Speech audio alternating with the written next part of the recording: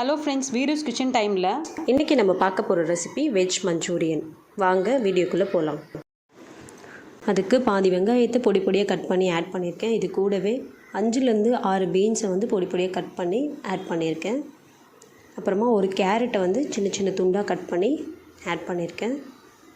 ஒரு கப் அளவுக்கு கோஸ் சின்ன சின்னதாக துருவி ஆட் பண்ணியிருக்கேன். இது எல்லாத்தையும் நம்ம நல்லா மிக்ஸ் பண்ணிக்கலாம்.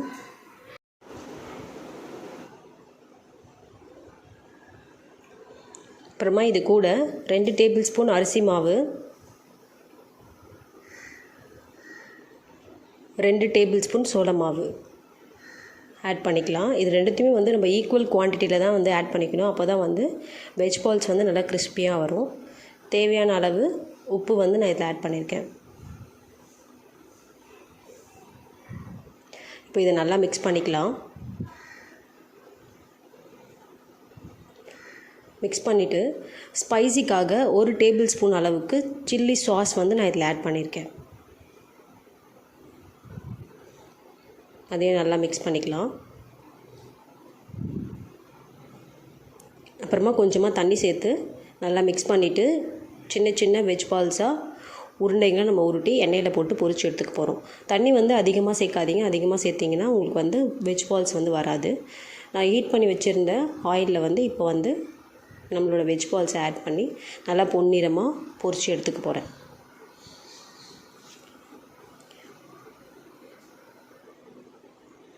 இதை நல்லா கோல்டன் ப்ரௌன் வர வரைக்கும் நல்லா வேகட்டும்.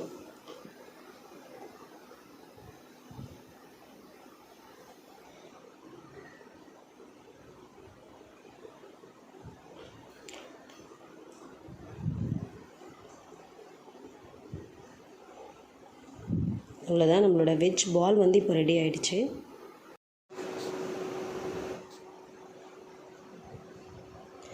இப்போ நம்ம எல்லா வெஜ் பால்ஸையும் பொரித்து எடுத்தாச்சு. இதுக்கு இப்போ நம்ம கிரேவி ரெடி பண்ண போகிறோம்.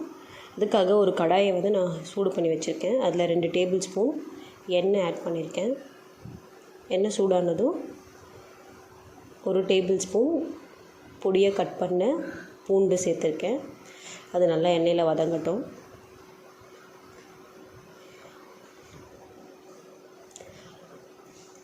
½ டேபிள் ஸ்பூன் அளவுக்கு இஞ்சி சேர்த்துருக்கேன்.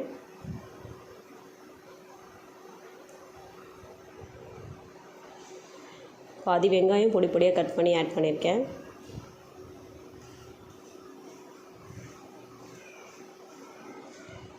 ஒரு பச்சை மிளகாய் ஆட் பண்ணியிருக்கேன். கொஞ்சமாக கேப்சிகம் ஆட் பண்ணியிருக்கேன். இப்போ இது எல்லாத்தையும் நல்லா எண்ணெயில் வதக்கிடலாம்.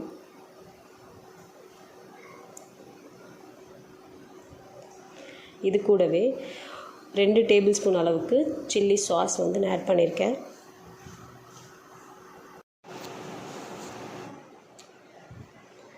அப்புறமா 1 tablespoon soya sauce add பண்ணியிருக்கேன். இது கூட 2 டேபிள் ஸ்பூன் டொமேட்டோ சாஸை ஆட் பண்ணியிருக்கேன். இது எல்லாத்தையும் நல்லா எண்ணெயில் வதக்கிடலாம்.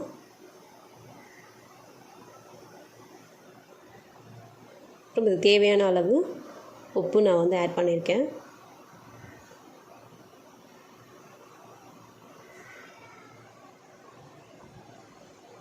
ஒரு ½ டம்ளர் தண்ணி ஆட் பண்ணியிருக்கேன்.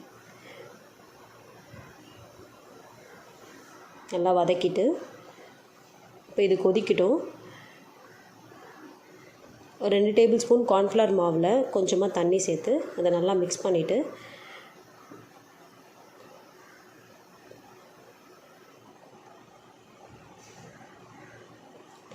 நம்ம கொதிக்கிற இந்த கிரேவியில் இதை ஆட் பண்ணிடலாம். கார்ன்ஃப்ளவர் ஆட் பண்ணும்போது கிரேவி நல்லா திக்காகும். அதுக்காக ஆட் பண்ணியிருக்கேன். இது நல்லா கொதிக்கட்டும். கொதிச்சதுக்கப்புறமா நம்ம ரெடி பண்ணி வச்சுருக்க வெஜ் பால்ஸை இதில் ஆட் பண்ணிடலாம்.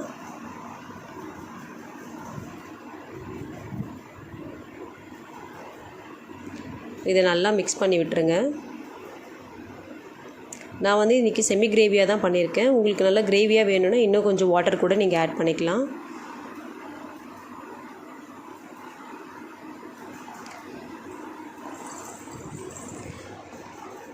அவ்வளோதான், நம்மளோட வெஜ் மஞ்சூரியன் வந்து ரெடி ஆயிடுச்சு.